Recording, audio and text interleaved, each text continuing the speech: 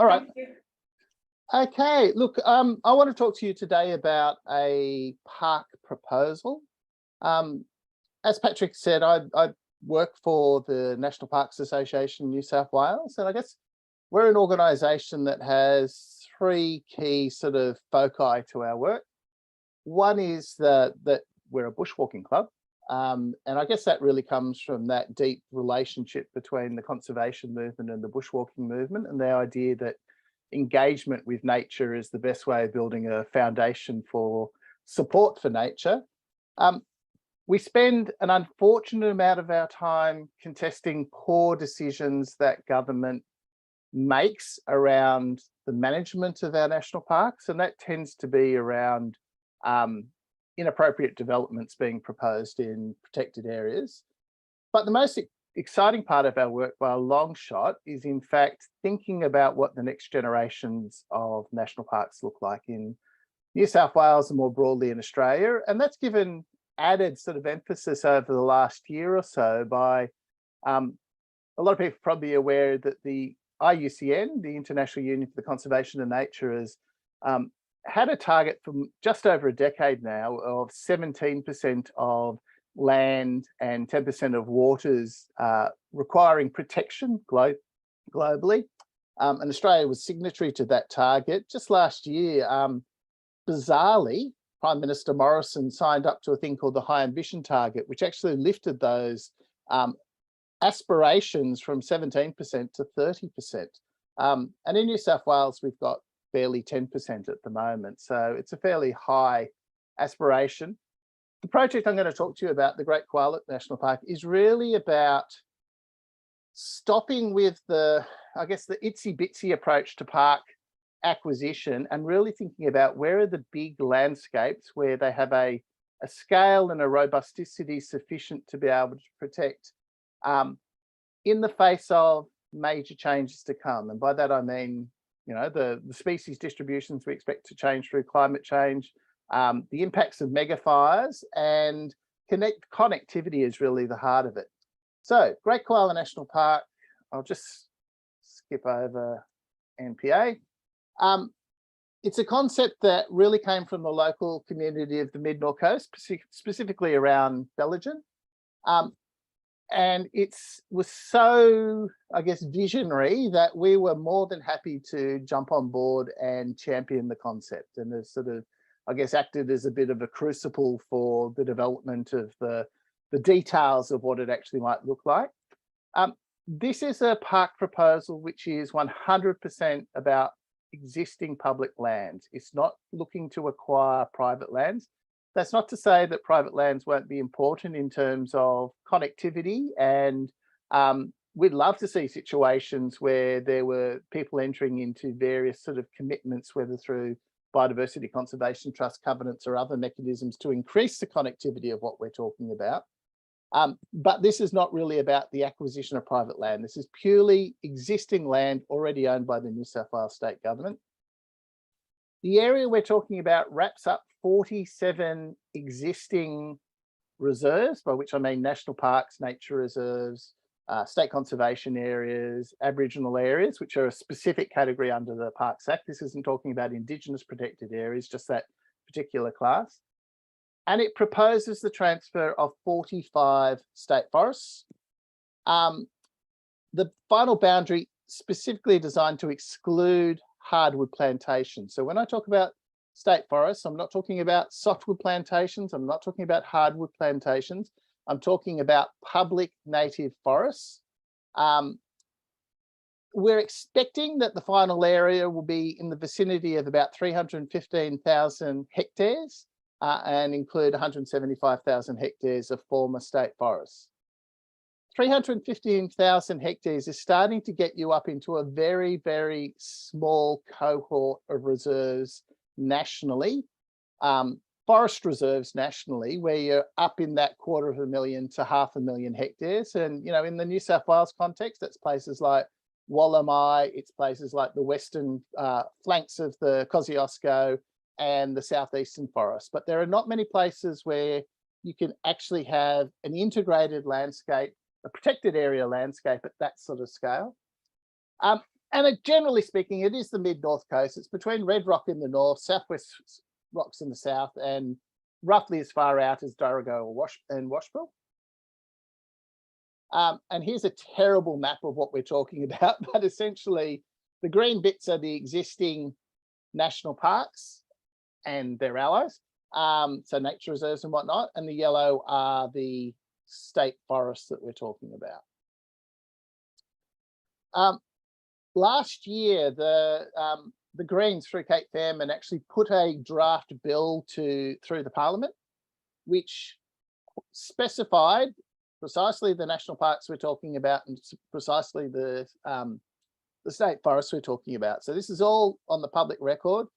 Interestingly, it did not get through, but both sides of politics, as in the coalition and Labor, both essentially said it's a great idea. But in the case of the coalition, they said time's not come. And in the case of Labor, they said, well, you wouldn't trust the coalition to put it through, so you'll have to wait till we get into power. So neither of them said terrible idea, basically just said, yeah, we're not prepared to do it under the auspices of a Greens bill. All right, so just going to run through just a little bit of a visual sort of sketch of where we're at. One of the things that's really important about this proposal is, I mentioned earlier that an objective is to be able to weather the vagaries of future climate change. And part of that's about sheer scale and having enough north to south, but it's also about that connectivity from the high parts of the escarpment down to the coast. So this is actually up at Dorrigo. So essentially the proposal runs from the existing Dorrigo National Park. And for those who, like, this is an area that gets not far off west coast of Tasmania and rainfall totals. It's an extraordinarily well-watered landscape. As you can see, it's got lots of igneous elements to it. So it's not only a well-watered landscape, but it's got very high soil productivity, which is one of the reasons why forestry regards this as their wood bowl, because this isn't the bits that are left over that nobody else wanted for agricultural purposes. This is actually really prime country. And we'll get to a bit more. That's just looking down up from Belgium up towards the escarpment of this country. This is the famous waterfall way, really important tourism sort of asset, and a logging truck coming down the hill, which is the major form of heavy vehicle you see in this landscape at the moment. This is down into Pine Creek State Forest, which is one of the many state forests which is in those intermediate forests between the coast and the escarpment. And then we're into the Bongles, which, as you can see, structurally is not very different to the state forests. Both of these two images are for areas that actually held quite strong koala populations. More from the Bongles. Okay, so what do we expect this reserve proposal to deliver? The first is that it's not just another patch of native vegetation. These are really significant forests. As I said, they've got, they're positioned in a way that gives them biodiversity, which is actually quite unusual along the east coast. There's elements of Gondwana and rainforest all the way through to the tall eucalyptus forest of the coast. It also, it's not just about the forest though, it's also the underlying catchments that sit there, and this actually would have the effect of preserving the catchments, particularly along the Belgian. High level of connectivity, remarkable biodiversity values. You know, we focus on koalas, but this is also a really important area for the full suite of gliders, platypus, you know, through to rainforest dragons and on. I mentioned earlier that, you know, that there's that horrible pattern that most existing protected areas are the bits that no one else wanted. This is a real exception to that. This is a large forest estate that's got deep soils, fantastic water, and a high degree of connectivity. So it is a, you know, in terms of ecosystem processes, this is a really special area. And for that reason, we think it's actually one of those places that has the characteristics to make it a bit of a climate change arc to weather the escalating challenges of the changes to come. An amazing visitor and tourism destination. This is already a region that leans heavily into nature-based tourism. Some work we had done with the University of Newcastle estimates another 1 million visitors by 2036 and 9,000 jobs in tourism and park management, which is 1.5 times, sorry, this is more than 2 times what's actually in the forestry industry at the moment. Okay, so let's just start with what's it doing for koalas. You know, this is a horrible story that I know most of you already know, but we have actually lost, well, a third of our koalas over 2 decades leading up to 2010. We then lost at least a quarter of North Coast koalas in the 2019-20 fires. And certainly the conclusion of Legislative Council review was that koalas are on the trajectory to extinction within the next 30 years. And of course, habitat loss and fragmentation are key factors in this rapid decline. No surprise, koalas actually need habitat, they need feed trees. And this area is incredibly important, again, because of those high nutrition soils and the connectivity across the landscape. This proposal actually picks up 3 of the mapped koala hub populations in New South Wales. And in doing so, actually protects something in the order of 44% of those koala hubs. And look, the reality is that there's lots of information coming back from forestry saying, oh, we've done sort of audio surveys and koalas are persisting in the vicinity of our logging coops. The reality is they're on a trajectory to extinction. What's happening at the moment is not working. In fact, what we need is bold action that will turn this situation around. But of course, you don't want a one-horse race. So this is not a proposal that's just about koalas. Yes, they're right there in the name.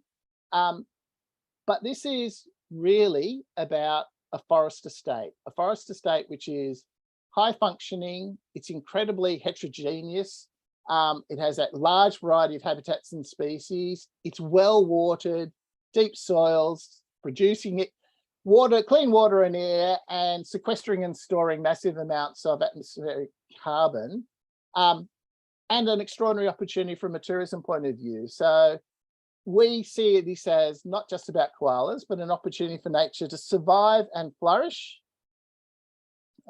Even the smallest skink, which was one down in the Bongle Bongles. And look, I know I don't need to make the case for this group, but we're obviously being asked, well, why the state forests? And the reality is that there is a really different profile if you look at the nature of the state forests within our boundary and the existing national parks. The state forests are really concentrated in the middle section. So the pattern with national parks is you tend to get lots on the coast, lots on the escarpment areas with the views and not in the middle sort of stretches. And those middle stretches are in fact the most important from a productivity and from a nutrient status point of view, which means they're great for growing trees for forestry, but they're also fantastic for koalas and arboreal species. So the reality is this proposal won't work without bringing the state forests in. We understand that in fact, transferring those 45 state forests would destroy the public native forestry industry in northern New South Wales. There's no question about that. This is the sort of linchpin that if you don't have the parks within the Great Koala National Park, sorry, the state forests within the Great Koala National Park, you don't actually have sufficient wood volume. And we're really comfortable with saying that, because if there's one lesson that came out of 2019-20, it is that forestry is no longer sustainable along the east coast of New South Wales and more broadly along the east coast of Australia. So we're comfortable with that. But what it does mean is that you absolutely have to have a respectful transition, and we absolutely expect that in the case of Great Koala National Park, there needs to be a package. There needs to be a package that sees opportunities for people who currently apply their land management skills to forestry to be applying those in a national parks context. There needs to be a package for industries who are not able to make that transition or contribute to that transition to find meaningful work elsewhere. But let's remember, we're talking about a forestry industry which is massively subsidised in New South Wales. all the modelling is telling us that, in fact, it's cheaper to get out of public native forestry than to continue in it. So we can't take a step backwards on this one. Excuse me. And just a bit of a graphic. And if you're interested, really easy to just go and Google what's out there on the Great Koala National Park, whether through our website or more generally. And to let people know that there'll be quite a lot of media over the next few weeks, because there's a major koala conference being proposed for Coffs Harbour towards the end of October. And we're expecting to use that as a launch pad for some national focus on this issue. Thanks, everybody.